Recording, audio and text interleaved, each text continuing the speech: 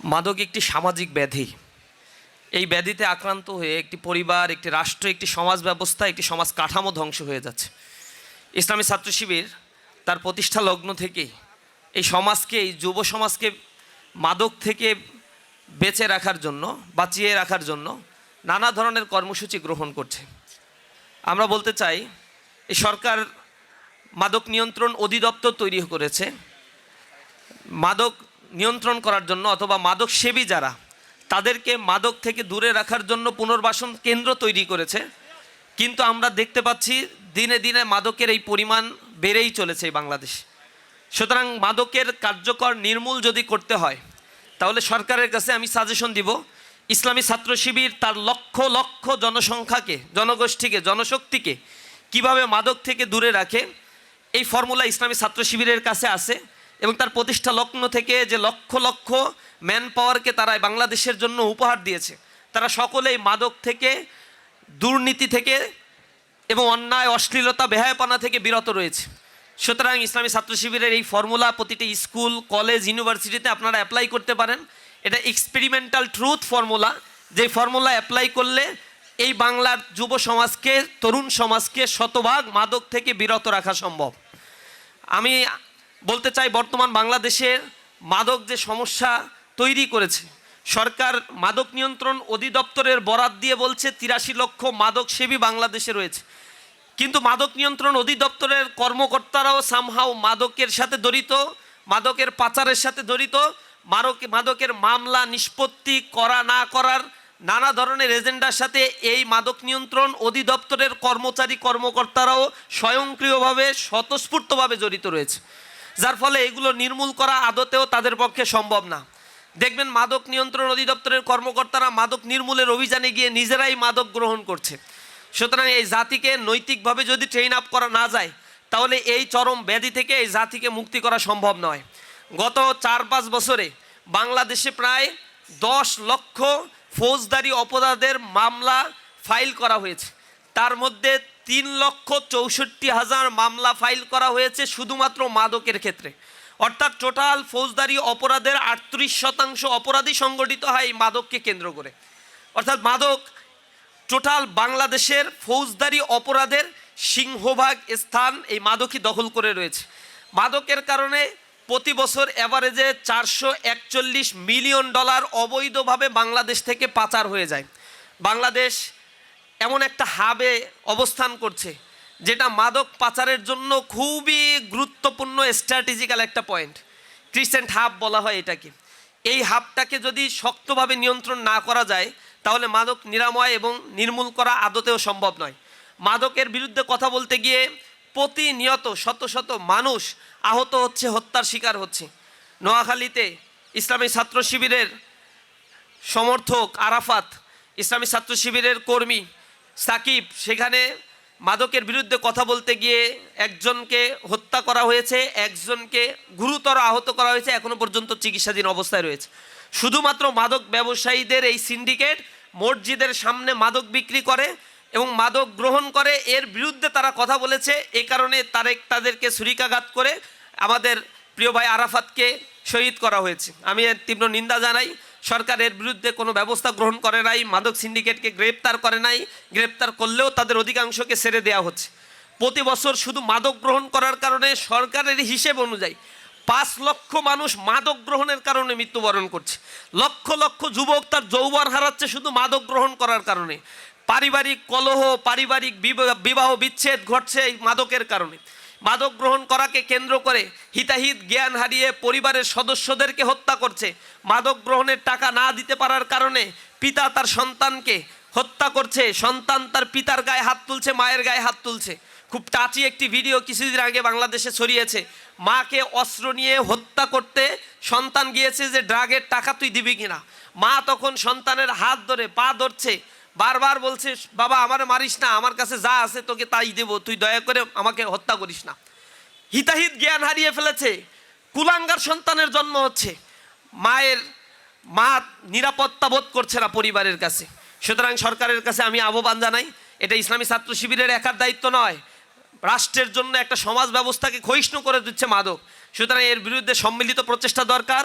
মাদকের এই সিন্ডিকেটের সাথে সরকার, বর্তমান সরকারের মানুষজন জড়িত রয়েছে। তাদের ছত্রছায়ায় এই মাদকের বিস্তার ঘটছে। দায়িত্ব নিয়ে বলছি, বাংলাদেশের প্রত্যন্ত অঞ্চলগুলোতে বিএনপির নেতাকর্মীরা, যুব দলের নেতাকর্মীরা, ছাত্র দলের নেতাকর্মীরা এই মাদক সিন্ডিকেটের সাথে জড়িত। তাদের সাথে যারা জড়িত রয়েছে, আগে দেখতাম ছাত্রলীগের সাথে যারা জড়িত, বাম আন্দোলন যারা করে, বাম নেতৃবৃন্দ, তাদের অফিসগুলোতে যাওয়া যায় না, ছেলে মেয়ে উভয় এই মাদকের সাথে জড়িত হয়ে পড়ছে। তাদের ক্রাইটেরিয়াই হচ্ছে মাদক যদি গ্রহণ না করে তাহলে সে শিবির করে। তারা আমাদের বিরুদ্ধে বলে যে এই ছেলেটা টাকনুর উপরে প্যান্ট পরে, ভালো কথা বলে, সালাম দেয়, নামাজ পড়ে, তার মানে ও শিবির করে, ওরে ওই দলে আর প্রমোশন দেয়া যাবে না। দলের প্রমোশনের জন্য একমাত্র হাতিয়ার হয়ে গিয়েছে মাদক গ্রহণ করা। আমরা সেগুলো দেখতে পাচ্ছি, এগুলো লজ্জাজনক। একটা দল করতে গেলে মাদক গ্রহণ করতে হবে, এটা খুবই লজ্জাজনক। আমরা এ থেকে বিরত থাকার জন্য প্রতিটি ছাত্র সংগঠনের কাছে আহ্বান জানাই, আপনারা মাদকের বিরুদ্ধে জিরো টলারেন্স নীতি অবলম্বন করেন। আজকে শুধু এটা ইসলামী ছাত্র শিবিরের দায়িত্ব নয়। বিসমিল্লাহির রহমানির রহিম। বাংলাদেশ ইসলামী ছাত্র শিবির কর্তৃক আয়োজিত আজকের রান এগেইনস্ট ড্রাগ যারা যুক্ত হয়েছেন তাদের সবাইকে স্বাগত জানাই। আমরা দৌড়ানো শুরু করছি, দৌড়ানো চালু থাকবে ইনশাআল্লাহ। আমরা যদি মাঝে মাঝে দৌড়াই, কোনো সমস্যা আছে?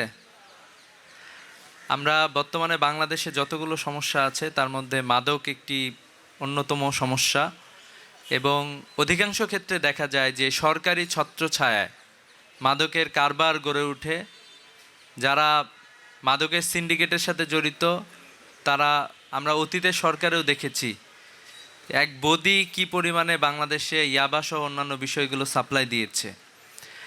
আমরা সরকারকে এটার সাথে জড়িত দেখি, আমরা বিভিন্ন রাজনৈতিক সংগঠনগুলোকে মাদকের কারবারির সাথে আমরা জড়িত দেখতে পাই।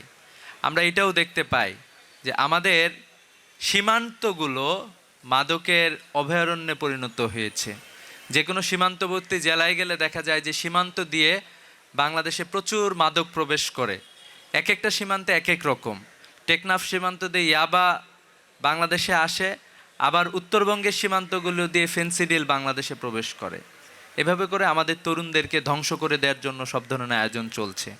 আমরা সবাই জানি আফিমের যুদ্ধ সংগঠিত হয়েছিল। অন্যতম একটা কারণ ছিল যে এই মাদক দিয়ে চীনের যুবকদেরকে নষ্ট করে দেয়া হয়েছিল। চীন আর মাথা তুলে দাঁড়াতে পারছিল না। তো এই জায়গা থেকে আমি বিশ্বাস করি যে ইসলামী ছাত্র শিবিরের যারা জনশক্তি আছে তারা মাদকের ব্যাপারে সচেতন। আমরা নিজেরা মাদক গ্রহণ করি না, অন্যদেরকেও যাতে করে মাদক থেকে বিরত থাকে এজন্য উৎসাহিত করি। তো আমি মনে করি যে আমাদের মাদকের বিরুদ্ধে যে আন্দোলন, এই আন্দোলনটাকে আরও বেশি বেগবান করতে হবে। বিশেষ করে মাদক শুধুমাত্র একটি ব্যক্তিকে ধ্বংস করে না, একটি পরিবারকেও ধ্বংস করে। এবং ঢাকা শহর সহ বাংলাদেশের যত জায়গায় ক্রাইম হয় কোনো না কোনোভাবে মাদকাসক্ত লোকজন এই ক্রাইমের সাথে জড়িত থাকে। তো মাদকের সাথে বলা যায় যে আমাদের আইন শৃঙ্খলাও জড়িত। বর্তমান সময়ে আমরা দেখতে পাচ্ছি যে আইন শৃঙ্খলার মারাত্মক অবনতি সংঘটিত হয়েছে এবং একের পর এক হত্যা খুন সংঘটিত হচ্ছে। তো এইগুলোর সাথে মাদকের একটা সম্পর্ক রয়েছে। এজন্য আমরা সরকারকে বলতে চাই যে আপনাদের পক্ষ থেকে আপনারা যুগান্তকারী পদক্ষেপ নিন, আমাদের তরুণকে বাঁচার সুযোগ দিন, আমাদেরকে মাদক থেকে আমাদেরকে বিরত থাকার আপনারা একটা সুযোগ করে দেন।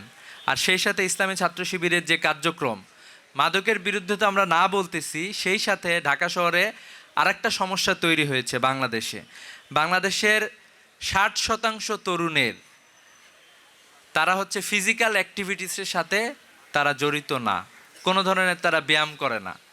এটা বিভিন্ন জরিপে উঠে এসেছে। তার মানে আমাদের সুস্থ সবল তরুণ গঠন হচ্ছে না, তরুণ প্রজন্ম গঠন হচ্ছে না। তো এই জন্য আমি বিশ্বাস করি যে ইসলামী ছাত্র শিবিরের এই যে অগ্রযাত্রা, ফিজিক্যাল ফিটনেস, এই সকল বিষয়গুলো অব্যাহত থাকবে ইনশাআল্লাহ। বাংলাদেশের স্বরাষ্ট্রমন্ত্রী গত কয়েকদিন আগে তার বক্তব্যে বলেছেন, বাংলাদেশের তার হিসাব অনুযায়ী, অর্থাৎ সরকারের হিসাব অনুযায়ী 82 লক্ষ নাগরিক এখন মাদকাসক্ত নিয়মিত। তার মধ্যে তরুণরাই মেইন সংখ্যক এখানে। এটা হচ্ছে সরকারি হিসেব। সাধারণত এই ধরনের অপরাধে সরকারি হিসেবটা খুবই নগণ্য স্যাম্পলে পাওয়া যায়। তো আমরা বুঝতে পারি যে সরকারের হিসাবই স্যাম্পলে 82 লক্ষ নাগরিক এখন পর্যন্ত তরুণ, যারা অলমোস্ট তরুণ, তারা মাদকে আসক্ত। তাহলে বোঝা যায় যে আমাদের বাংলাদেশের আমরা বেশ বড় একটা ডেঞ্জার কন্ডিশনে আছি।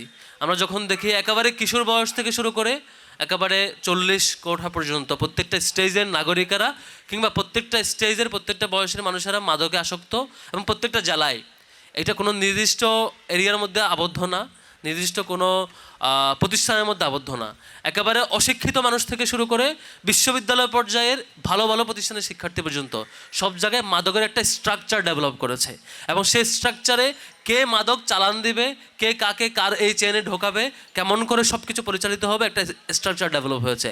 আমরা এটাকে চ্যালেঞ্জ করতে চাই। আমাদের প্রথম চ্যালেঞ্জ ছিল ছাত্র শিবিরের জায়গা থেকে নাগরিক তৈরি করা। আমরা কোটি কোটি অসংখ্য কোটি পার হয়েছে বহু আগে আমাদের প্রশিক্ষিত নাগরিক যারা এই দেশের জন্য সময় দিচ্ছে তার যোগ্যতার সাথে দক্ষতার সাথে, তারা শতভাগ মাদক মুক্ত। এখন পর্যন্ত বাংলাদেশ ইসলামী ছাত্র শিবিরের শতভাগ জনশক্তি মাদক মুক্ত আলহামদুলিল্লাহ। আমরা সেকেন্ড চ্যালেঞ্জ হচ্ছে এ ধরনের প্রোগ্রামের মধ্য দিয়ে আমরা জাতিকে সতর্ক করতে চাই যে আমাদের তরুণ প্রজন্মকে রক্ষা করতে হবে। আপনি ছাত্র শিবিরের সাথে দ্বিমত করতে পারেন, কিন্তু এই পয়েন্টে একমত হবেন যে কোনো তরুণ মাদক আসক্ত হওয়া উচিত না। আপনি ছাত্র শিবিরের রাজনৈতিক এজেন্ডার সাথে দ্বিমত থাকতে পারে, ইভেন আপনার শত্রুতাও থাকতে পারে, কিন্তু আমার এ ব্যাপারে একমত হবেন ছাত্র শিবির যে এজেন্ডা নিয়ে সকল জনশক্তিকে, সকল পর্যায়ে দায়িত্বশীলকে, সকল পর্যায়ে কর্মী সমর্থককে মাদক থেকে দূরে রেখেছে, অন্তত সে এজেন্ডায় একাত্মতা পোষণ করে দেশের সকল নাগরিককে এখান থেকে দূরে রাখা দরকার। কিন্তু দুঃখজনক আমরা রাজনৈতিক দলের ছাত্র সংগঠনগুলোকে, বিশেষত সরকারি দলের ছাত্র সংগঠন সহ তাদেরকে নেতৃবৃন্দ পর্যায়ের বিভিন্ন স্তরে আমরা দেখেছি তারা এই মাদকের চেইনটাকে সাপোর্ট দেয়, এটাকে ডেভেলপ করে, এটাকে রাজনৈতিকভাবে আশ্রয় দেয়, পুলিশি সহায়তা দেয়, সামগ্রিকভাবে সরকারি পৃষ্ঠপোষকতায়, সরকারি দলের পৃষ্ঠপোষকতায়। ফ্যাসিবাদী পিরিয়ডও দেখেছি, এখনও দেখেছি ক্যাম্পাসগুলোতে পর্যন্ত এই মাদকের সাম্রাজ্য আবার ডেভেলপ করার চেষ্টা করছে। আমাদের ইউনিভার্সিটির বিভিন্ন হলে দেখেছি সেই দলের পোস্টেড নেতারা এটাকে সাপোর্ট দেয়। এটা খুবই দুঃখজনক। ছাত্র শিবিরে আজকের এই আহ্বানে আমরা এই আহ্বান করতে চাই সকল দল, সকল মত মিলে, প্রত্যেকে মিলে অন্তত এই বিষয়ে আজকে একমত হই, মাদকের ব্যাপারে আমরা জিরো টলারেন্স থাকবো। ছাত্র শিবিরের এই স্বপ্ন বাস্তবায়ন হোক। 82 লক্ষ তরুণ থেকে 82 লক্ষ নাগরিকদের যে মাদক গ্রহণের সংখ্যা, সেটি যাতে আমরা একটা সময় গিয়ে বলতে পারি বাংলাদেশের কোনো পর্যায়ে মাদকের স্থান নেই। আন্তর্জাতিক মাদক বিরোধী যে দিবস, এই দিবসের মূল লক্ষ্যই হচ্ছে মাদক সম্পর্কে সচেতনতা তৈরি করা এবং মাদক দ্রব্যর যে পাচার অথবা যে পরিবহন করা হয় এর বিষয়ে জনগণকে সচেতন করা। তো আলহামদুলিল্লাহ আমরা দেখি প্রত্যেকটা বছরই খুব চমৎকারভাবে আমাদের সরকার অথবা রাষ্ট্রীয়ভাবে, আন্তর্জাতিকভাবে বিভিন্ন সংস্থা এই দিনটি পালন করে। কিন্তু বাস্তবতা বলে হচ্ছে বাংলাদেশ না শুধুমাত্র, প্রত্যেকটা রাষ্ট্রেরই সরকার, প্রশাসন এবং মাদক যারা ব্যবসা করে এই সিন্ডিকেটগুলো সব একসাথে একাকার হয়ে মূলত মাদক দ্রব্যের যে প্রসার এবং মাদক দ্রব্য গ্রহণ এই সবগুলোর সাথে তারা জড়িত। তো ইয়াসিন আরাফাত ভাই কারাগারের একটা উদাহরণ দিচ্ছিলেন, আমি একটা উদাহরণ বা আমার ব্যক্তিগত যে প্র্যাকটিক্যাল একটি ঘটনা আপনাদের সাথে বলছি। 2015 সালে হাসিনার আমল, তখন স্বৈরাচার আমল ছিল, ফ্যাসিবাদের আমল, তখন কারাগারে ছিলাম কাশিমপুর 4 হাই সিকিউরিটিতে। তো আমাদেরকে যখন কারাগারে প্রিজন ভ্যানে কোর্টে নিয়ে আসা হতো পুরান ঢাকায়, তো আনার সময় আমরা দেখতাম যে গাড়িতে ইয়াবা সেবন সব বিভিন্ন মাদক গ্রহণ করতো। তো একদিন একজনকে জিজ্ঞেস করলাম যে ইয়াবা গ্রহণ করছে, যে ভাই এই ইয়াবা যে আপনারা নিচ্ছেন এটা নিলে কি হয় বা এটা খেলে কি হয়? তো তিনি আমাকে বললেন যে আপনি একটু খেয়ে দেখেন, তাহলে বুঝতে পারবেন যে এটা খেলে কি হয়। তো বললাম যে ভাই আমি তো শিবির করি, কোনো কারণে এটা খেলে বা বাইরে জানলে তো ভাই আমার অবস্থা খারাপ হয়ে যাবে, আপনি একটু বলেন। তো অনেক পীড়াপিড়ির পর তিনি বললেন যে ভাই এটা যখন আমি নেই, গ্রহণ করি, তো তখন আমার সামনে বাংলাদেশ না শুধুমাত্র পৃথিবীর কোনো প্রেসিডেন্ট, প্রধানমন্ত্রী যেই সামনে থাকুক কাউকে ভাই কিছু মনে হয় না, নিজেকেই আসলে সব কিছু মনে হয়। তো পরে জিজ্ঞেস করলাম যে ভাই আপনি তো এখন মানে অ্যারেস্টেড অবস্থায় আছেন, আপনাকে এই ইয়াবা দিল কিভাবে, কে দিল? বলে যে ভাই এই যে পুলিশ যারা আমাদেরকে গাড়িতে ওঠানামা করায় এরা আমাদেরকে দিছে। তা বললাম যে এরা কোথায় গিয়ে পাইছে? বলছে ভাই আমি যে ইয়াবা মামলায় গ্রেপ্তার হয়েছি, আমার কাছ থেকে যে ইয়াবার পিসগুলো পাইছে এগুলো মূলত ওরা তখন রেখে দিছে, আর এখন একটা দুইটা করে করে আমাদের কাছে বিক্রি করে। তো এই হলো আমাদের বাংলাদেশের একটা চিত্র। আমি বললাম ইয়াবা মামলায় গ্রেপ্তার হয়েছে, আবার ইয়াবার সে গ্রহণ করতেছে প্রিজন বসে বসে, আবার প্রশাসনই হচ্ছে তাকে সেই ইয়াবাগুলো সাপ্লাই দিচ্ছে। কারাগারের যে করিডোর ছিল, মাঝে মাঝে রাত 12টা 1টা যখন বাজতো, আমরা ঘুমাতে যেতাম, তো পাশ থেকে খুব উৎকট গন্ধ আসতো, যে বিভিন্ন মাদকের যে উৎকট কিছু গন্ধ। তো চিন্তা করলাম যে এই কারাগারের ভিতরে কেউ যদি মাদক নিয়ে ঢুকতে হয়, কাউকে পেটের মধ্যে মাদক আছে কিনা তাকে ঢুকানোর সময় ওইভাবে চেক করে, অথচ কারাগারের ভিতরে রাত 1টা বাজে কিভাবে করে এই মাদকের গন্ধ আসে। তো তখন আমাদেরকে একদম তথ্য দিল যে ভাই, এখানে যারা কারারক্ষী আছে তারা এই সিস্টেমেটিকভাবে একটা সিন্ডিকেট মেনটেন করে এই কাজগুলো করে। তাহলে আমি এই বাস্তব চিত্রটা আমার নিজের ব্যক্তিগত যে প্র্যাকটিক্যাল একটা উদাহরণ, সেটা দিয়ে আপনাদের কাছে তুলে ধরলাম। তো এই বাস্তবতার মধ্য দিয়ে আমাদের মাদক ব্যবস্থাপনা চলছে বৈশ্বিকভাবে, যেটা টোটাল সারা পৃথিবীতে 6% মানুষ, প্রায় 316 মিলিয়ন মানুষ কোনো না কোনোভাবে মাদক গ্রহণ করে। তো এটা আমাদের জন্য খুব অ্যালার্মিং। এবং বাংলাদেশে গতকালকে সম্ভবত স্বরাষ্ট্রমন্ত্রী একটা তথ্য দিয়েছেন যে 82 লক্ষ মানুষ কোনো না কোনোভাবে মাদকাসক্ত বা মাদক গ্রহণ করে, এবং এর অধিকাংশই হচ্ছে যুবক এবং যারা বেকার। তাহলে আজকে যুবক এবং বেকার শ্রেণী যারা মাদকের সাথে সম্পৃক্ত হয়ে যাচ্ছে, আজকে কিশোর গ্যাং নিয়ে আপনি অনেক কথা বলতেছেন, গলা ফাটাই ফেলতেছেন, কিন্তু মাদক যদি নিয়ন্ত্রণ না করেন তাহলে অপরাধগুলো আসলে নিয়ন্ত্রণে আসবে না। এজন্য যিনি স্বরাষ্ট্রমন্ত্রী আছেন, এই দায়িত্বটা ওনার বিভাগের মধ্যে পড়ে, কিন্তু দুঃখজনক হচ্ছে ওনাকে মাঝে মাঝে খুঁজে পাওয়া যায় না। যেমন গতকাল লক্ষ্মীপুরের একটা ঘটনা ঘটেছে, আপনারা জানেন যে একই পরিবারের, আমাদের ঢাকা বিশ্ববিদ্যালয়ের একজন ছাত্রী সহ একই পরিবারের মা মেয়ে 4 জনকে হত্যা করা হয়েছে। এবার আপনি খুঁজে দেখেন যে হত্যাকারী সে কোনো না কোনোভাবে মাদকের সাথে জড়িত। কুমিল্লা একটা ঘটনা ঘটেছে, সেখানে মাদকের বিরুদ্ধে একটা র্যালি হয়েছে। ওই র্যালির পরে মাদক কারবারি যারা, তারা প্রকাশ্যে সেই র্যালিতে গুলি চালিয়েছে এবং সেখানে কয়েকজন আহত হয়েছে, একজন মুমূর্ষু অবস্থায় ঢাকা চিকিৎসাধীন আছে। তাহলে এই যে টোটাল যে সিস্টেমটাই, ব্যবস্থাপনাটা যদি ঠিক না করে, তাহলে আসলে আমরা এত র্যালি করে এত বক্তৃতা দিয়ে কোনো লাভ হবে না। এজন্য আজকে যারা যুব সমাজ বা যুবক ভাইয়ের এখানে আছেন, আপনাদেরকে খুব দৃঢ় হইতে হবে, শক্ত হইতে হবে। ইসলামের দৃষ্টিতে মাদক শুধু গ্রহণ না, বরং মাদক বা মদ বা নেশা জাতীয় যে দ্রব্য রয়েছে ওইটার কাছাকাছি যেতেও নিষেধ করেছে।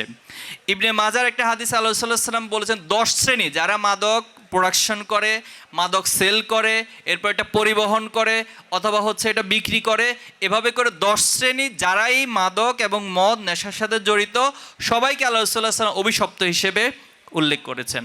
সেজন্য এই ইসলাম এবং ধর্মীয় চেতনা, নৈতিক চেতনা যত বেশি বৃদ্ধি করা যাবে, আমরা বিশ্বাস করি এই মাদকের যে সয়লাভ সেটা বন্ধ করা যাবে। আমি একটি প্রস্তাবনা রাখতে চাই যে বাংলাদেশে যদি ছাত্র শিবিরের উপরে কেউ গবেষণা করে, তাহলে তিনি খুঁজে পাবেন যে ইসলামী ছাত্র শিবিরের সাথে শুধুমাত্র রানিং না, বরং অতীতে যারাই ছাত্র শিবিরের জনশক্তি হিসেবে কাজ করেছে, দায়িত্ব পালন করেছে, এদের 100% মাদক মুক্ত এবং মাদকের সাথে এদের কোনো সম্পর্ক নাই। এবং পৃথিবীতে কোনো সংগঠনকে যদি অ্যাওয়ার্ড দিতে হয় আন্তর্জাতিকভাবে এবং দেশীয়ভাবে, তাহলে সেটা ছাত্র শিবিরকেই এই অ্যাওয়ার্ডের জন্য বাছাই করা উচিত এবং ছাত্র শিবিরকে টপ পজিশন থেকে মাদক মুক্ত একটি সংগঠন হিসেবে সার্টিফিকেট এবং অ্যাওয়ার্ড দেওয়া উচিত। মাদক জাতীয় জীবনের মারাত্মক একটি ব্যাধি। আজকে আমাদের সমাজের যত সমস্যা, এই সমস্যার উৎপত্তি হচ্ছে মাদক থেকে। রাষ্ট্র মাদকের বিরুদ্ধে একদিকে প্রচারণা চালায়, আরেক দিকে মাদক নির্মূলে কার্যকর কোনো ব্যবস্থা আজকে পর্যন্ত রাষ্ট্র গ্রহণ করতে ব্যর্থ হয়েছে। আমরা যখন কারাগারে ছিলাম, আমরা দেখেছি যেই ব্যক্তি মাদক গ্রহণের কারণে কিংবা মাদক ব্যবসার কারণে কারাগারে গিয়েছে, সেই ব্যক্তি কারাগারে গিয়েও সে মাদকের ব্যবসা করে।